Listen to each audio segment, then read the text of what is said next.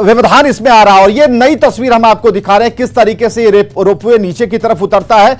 बड़ी बड़ी चट्टानें हैं, खाई है, और ऐसे में अगर उस ऊंचाई से कोई भी व्यक्ति फिसलता है, गिरता है या फिर रोपवे को नुकसान पहुंचता तो ये काफी भयानक हादसा हो सकता है। और जो हुआ उसकी एक छोटी सी तस्वीर हम आपको दिखा रहे हैं। हालांकि कोशिश की जा रही है, लगातार बचाव कार्य अपने तरीके से किए जा रहे हैं और एक बढ़िया प्लानिंग की जा रही है जिसके जरिए यहां तक पहुंचा जा सके। रेस्क्यू अभियान अपनी तरफ है, कुछ सवाल अपनी तरफ हैं। हालांकि इसमें जितने भी लोग हैं, खासकर अभी जो 2 सूचनाएं आई कि झारखंड के मंत्रीगण पहुंचना वहां शुरू हो गए हैं, जनप्रतिनिधि वहां पहुंचना शुरू हो गए हैं, लेकिन एक बड़ी जिम्मेदारी डीसी के ऊपर यह है कि भाई वहां पर भीड़ इकट्ठी ना हो और जो रेस्क्यू ऑपरेशन है वो सुचारू तरीके से चलता रहे, कहीं कोई व्यवधान, कहीं कोई दिक्कत ना आए। लेकिन ऐसे में अगर वहां पर भीड़ इकट्ठी होती है तो 2-2 चैलेंजेस एक साथ होंगे, क्योंकि लोग गुस्से में हैं। लोगों के पास सवाल इस बात को लेकर है कि 20 घंटे से अधिक का वक्त हो गया, इन लोगों को बचाया क्यों नहीं गया, अभी तक उतारा क्यों नहीं गया, सही सलामत उन्हें रेस्क्यू क्यों नहीं किया गया। अपनी तरीके से अब अगर इस बात को अगर आप दूसरी तरीके से देखें तो वायुसेना ने अपने हाथ में इसे ले रखा है। अब इस ऑपरेशन को वो डील कर रही है, वायुसेना अपनी तरीके से प्लान चेकआउट करेगी। इसके अलावा जमीन से नीचे जो लोग हैं, जो हमारी टीमें हैं, वो अपनी तरफ से कोशिश कर रही है। तो ये जो तस्वीर आप देख पा रहे हैं, इस वक्त जो आप तस्वीर देख पा रहे हैं, इसमें सिर्फ बचाव कार्य की तस्वीरें हैं। बचाव कैसे हो, उन लोगों को कैसे बचाया जाए जिनकी संख्या 48 में, कुछ बच्चे 3-4 बच्चे भी हैं। तो ऐसे में आसमान और नीचे खाई और इस बीच में जो लड़ाई है वो जारी है लोगों की जान को बचाने के लिए। इस घटना से बहुत बड़ी सीख लेने की जरूरत है कि आगे ऐसी कोई भी घटना होती है तो हमारे पास क्या विकल्प होने चाहिए।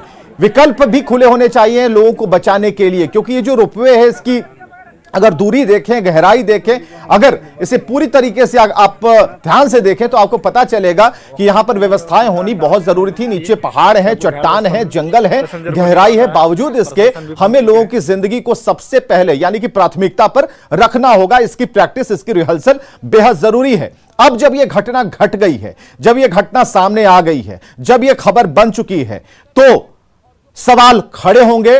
48 लोग जो फंसे हैं वो काफी डरे हुए हैं, लेकिन इस बीच उनकी जान कैसे बचाई जा सके, सबसे पहली प्राथमिकता यही है। और इसके लिए जो हमारी एजेंसियां हैं वो लगी हुई है। एयरफोर्स देख रहे हैं आप इन तस्वीरों में किस तरीके से यहां पर उतरने की कोशिश की जा रही है, लेकिन गहराई काफी अधिक है। और सबसे बड़ी उलझन यह है कि जो ऊपर से रोपवे का जो तार है वहां तक उसके नीचे आना आसान नहीं है, खासकर इस हेलीकॉप्टर के जरिए कहीं कोई दूसरी घटना ना हो जाए, इसलिए खुद बचते हुए लोगों को बचाना एक बड़ी जिम्मेदारी है।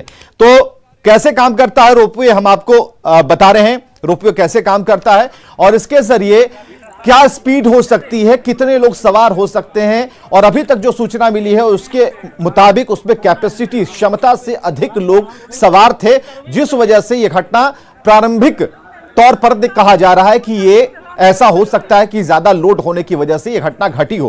हालांकि यह जांच का विषय है और जांच होने के बाद इस बात का पता चल पाएगा।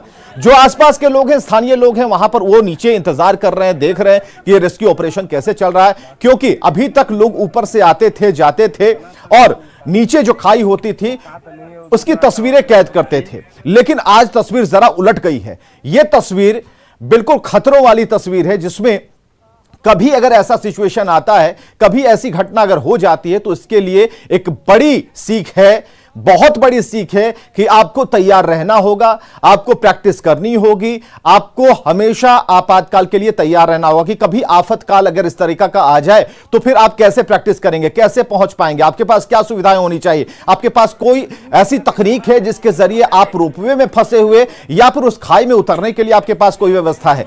रांची कितनी दूर है देवघर से, क्या वहां से व्यवस्थाएं आ सकती हैं? और ये हम कुछ